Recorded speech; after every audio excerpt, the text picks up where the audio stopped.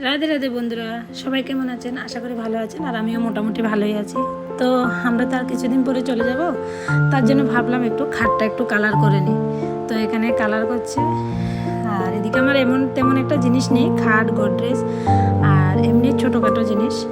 যদিও আমাদের 14 বছর, কিন্তু সেরকম আমি জিনিস করিনি, কেননা আমরা তো জানি একদিন না একদিন আমাদের যেতে হবে। এই জিনিস কয়েকটা নিতেই আমার অনেক কষ্ট হবে। আরও তো আছে রান্নাঘরে, ঠাকুরঘর, ওয়াশিং মেশিন, এগুলি নিতে, প্যাকিং করে নিতে অনেক কষ্ট হয়। তো এইদিকে দেখুন, এই কাপড়গুলিকে সবগুলি কাপড়ের এক সাইড করে রাখলাম, আর এখানে খাটটা বার্নিশ করা হচ্ছে। একটু নতুন জায়গায় যাব, একটু নতুনত্ব হলে ভালো লাগে, তার জন্য একটু কালার করে নিচ্ছি। জিনিস নেই বলছি, কিন্তু খাটের সব জিনিস যখন বের করে অন্য রুমে রাখা হয়েছে, ওই রুমে আর পা রাখার মতো জায়গা নেই।